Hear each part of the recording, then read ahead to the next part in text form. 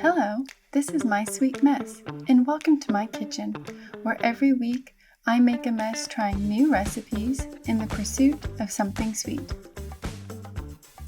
This week I'm excited to try a recipe for Oreo cheesecake bites from Mel over at Mel's Kitchen. I'll leave a link to the original recipe in the show notes below. I love cheesecake. It is dense and rich with a crumbly sweet crust. Typically, I am a no-frills cheesecake enthusiast. I like a New York style cheesecake with either strawberries or raspberries. So when I saw that this recipe had Oreos in the mix, I had my nose up in the air a little bit. But my curiosity got the better of me. How will a chocolatey sweet Oreo pair with a rich and decadent cheesecake? Let's find out together. To get started on our cheesecake, let's begin with our mise en place. Mise en place is a French term which translates to putting in place or everything in its place. It's the process of preparing ingredients and tools before you get started cooking. Essentially what I'm doing is taking a look at my ingredient list and recipe steps before I get started. I measure everything out and put the ingredients in their own bowls as opposed to measuring and dumping as I go. In looking at the ingredient list and reading comments on the original poster's recipe, I can expect that this cheesecake will have a thicker crust, more similar to a New York style cheesecake, which I love. Having a thicker crust, in my opinion, serves as a great textural contrast to the cool and creamy cheesecake. However, in my excitement to get ready for this recipe, I forgot to read carefully. I did not read the fine print. This recipe calls for 36 cookies, and my intention was to buy more than that, so I'd have a few to snack on. And I did not check the label to see that this box has 33 cookies. Not only does that mean I am short for the recipe, that means there are none to snack on for the chef. I am stuck. I can't stop and go to the store, so here's what I'm going to do. The recipe calls for you to use some cookies for the crust and some to go inside the cheesecake itself. I'm going to keep the right number of cookies for the crust, and I will cut the number of cookies that go into the cheesecake itself. I cannot believe it. I am not even out of the mise en place stage, and I've already learned 2 hard lessons. First, go slow and read your product packaging. Second, when it comes to Oreos, always get the biggest box. While I was researching for this bake, I read comments that were on Mel's original recipe, and I learned some helpful hints that I wanted to pass on to you. For example, if you want a thicker crust, use more Oreos and subsequently more butter, which totally makes sense. If you want a thicker cheesecake, use a smaller pan and adjust your bake time. I love that baking, while it can be rigid in its rules, has some flexibility to make each bake suit your preferences. Because this is my first time with this bake, I'm going to stick to the exact recipe specification, minus the cookies, but if you're going to try this recipe out, keep the points I just went over in mind, as you may want to customize the bake to your preferences. Speaking of preferences, this recipe calls for 4 ounces each of white chocolate and semi-sweet chocolate respectively to be drizzled over the top of the cake. A few things. If you don't want to drizzle chocolate over your cheesecake, just omit that step. It's totally fine. The reason I'm bringing this up at all is because I am not going to melt my chocolate yet. I'm going to wait until it's actually time to drizzle the chocolate because the cheesecake has to cool and then be refrigerated for several hours. So by the time I got to the chocolate step, I would have to heat everything up again. So just know I'm not prepping that ingredient on purpose. Make sense? Great. Now that all of my ingredients are prepped, well, minus the chocolate, let's prep our equipment. My oven is preheating to 325 degrees Fahrenheit. I'm going to line a 9 by 13 inch baking dish with foil or parchment paper. I have parchment paper, plus I'm starting to look forward to my weekly battle with this stuff, and I'll just use it to line my pan, making sure to leave a little extra on the sides. I saw someone mention cutting the corners of the parchment paper and then sliding the flap behind the other piece so that it would sit better in the pan. Now, this doesn't look 100% right, but it looks better than what I normally do, so I'm going to call this a step in the right direction. Now that my equipment is prepped and my ingredients are good to go, let's move on to the bake. First, we need to make the crust. The goal is to finely crush 24 Oreo cookies. I have a food processor here, so I'm going to put all of my cookies in the bowl and then just give them a few pulses. If you don't have a food processor, you can use a zip top bag and a rolling pin and achieve the same goal. Once my cookies are finely chopped and I don't see any big chunks left, I will melt my previously measured butter and mix that right in there with the crumbs. Now that my finely crushed cookies and melted butter are well combined, I'll get my previously prepared pan and pour our crust into the bottom of the pan. Just using a spoon, I'm going to try and distribute the crust as evenly as possible. Then, using a clean glass with a flat bottom, I will press the glass into the crust to make sure everything is nicely packed and settled. Once that looks good, I'll take my pan and set it back over to the side while I make the filling.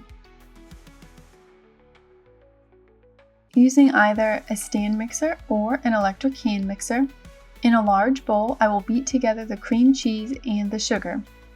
This is why it's so important to use softened cream cheese. If you tried to use cream cheese straight from the fridge, it would be nearly impossible to get everything to come together. Even with letting the cream cheese soften, just because of the volume of cream cheese that's required in this recipe, I'm still having to sort of muscle through combining the sugar and the cream cheese together. I know it'll get easier as more ingredients are added, but I can't imagine trying to do this with cold cream cheese. Anyway, once everything is blended together, I will add in the sour cream and give that a few turns with the mixer. And just like I said, this is already coming together easier than just the cream cheese and sugar. Then I will add in the vanilla and mix that really well, making sure everything is well combined. I can go ahead and start adding the eggs one at a time, blending everything together before I move on to the next egg.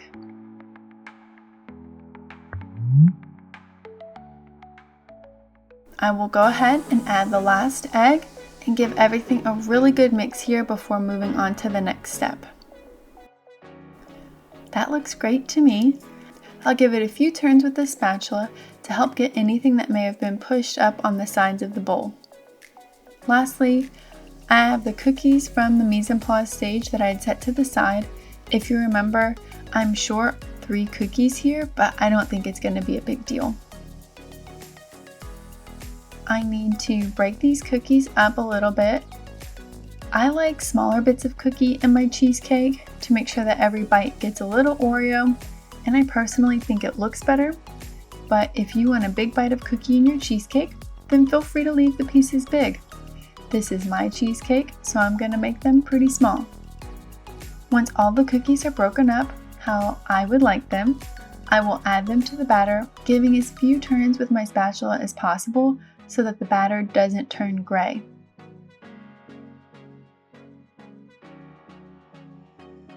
Now that all of my cookies are incorporated into the batter, let me get the crust that we put in the pan from earlier, and I'll just pour the batter over the crust, and then using that same spatula, evenly spread out the batter across the crust. Whew. I have to admit, I am very impressed with how this is coming together. It's not taking terribly long and it looks amazing. I'll get this into my preheated 325 degree Fahrenheit oven and cook for 35 to 40 minutes or until the sides are set and the center is almost set. I'll see you back in 35 to 40 minutes. Now that my time is up, let's take a look. What I'm looking for is edges that are set with the middle still a little wiggly. Because the pan is clear, I can see that the edges have browned up a little bit.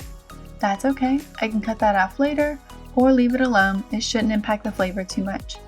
As I move the pan, the middle of the cake moves slightly as well. I probably could have pulled this a minute or two earlier, but I'm not going to sweat that. I think this looks great, and I'd rather have it a little bit overcooked than undercooked. Now I'll let my cheesecake cool completely in the pan on a wire rack. Once it has cooled, I will cover it with plastic wrap and set it in the fridge for at least 2 hours, but it's better if it's overnight. I've got a few things around the house to do while it's cooling, so I will see you back here in a bit.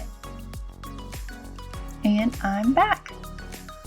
I let my cheesecake cool on the counter for almost 2 hours. I knew it was ready to go to the fridge when I could put my hand on the bottom of the pan and not feel any warmth. Then I wrapped the cheesecake in plastic wrap and let it get cold and set in the fridge for about 3 hours actually. Next step is to get this cheesecake out of the pan and sliced. I have here a good sized cutting board and a sharp kitchen knife. Using the overhang of the parchment paper like handles, I will lift the cheesecake out of the pan and onto the cutting board. Just like that. Perfect. I'm going to set my 9x13 pan to the side just to give myself a bit more room. To help guide my cuts, I have my kitchen ruler. I only use it for measuring kitchen things. I'm going to attempt to make these cheesecake bites 1 square-ish inch. I say square-ish because I am not perfect and my slices won't be either. Using my ruler, I'm going to make little marks on my cheesecake on all 4 sides, and then once all of the marks are made, it's all about connecting the dots, or in this case, the little cut marks, to make similar-ish shaped cheesecake bites. If you want a larger piece of cheesecake, feel free to cut accordingly. I want these to be bite-sized pieces, so I'm making small bites. You can do what you want to your cheesecake. It's your cheesecake after all.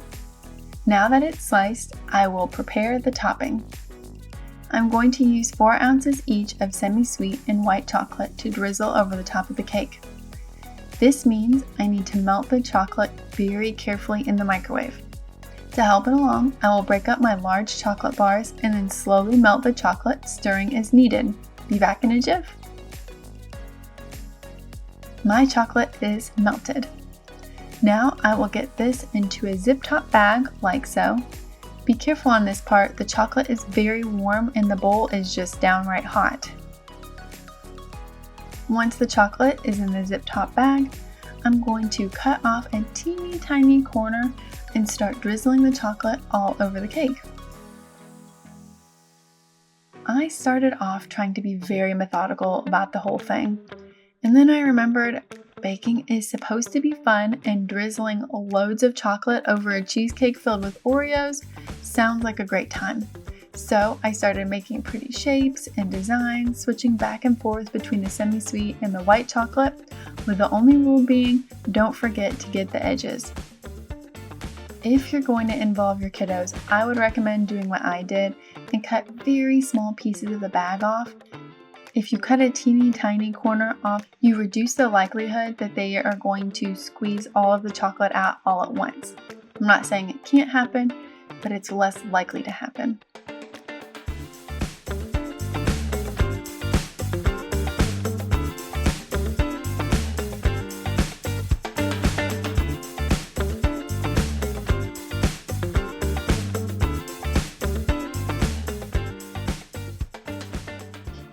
Once all of the chocolate has been used, look how fun and pretty that is. I think it's time to take a little taste. I'm actually going to get myself a piece for quality control purposes and put the rest of this in the fridge so that the chocolate can set up a little bit before I share it with friends. Ah, look how good that piece looks. I love that you can see little bits of Oreo in the cheesecake and a nice, very thin layer of Oreo crust. Okay, time for a bite. Oh, that is fantastic! I love the Oreo crunch from the crust and that little bit in the filling. I am glad that I cut the pieces small because this is very, very rich. I actually really like the ratio of Oreo to cheesecake in the filling, so I'd probably keep that the same because I like that you get to enjoy the cheesecake and you're not overwhelmed by the crunchy Oreo bits.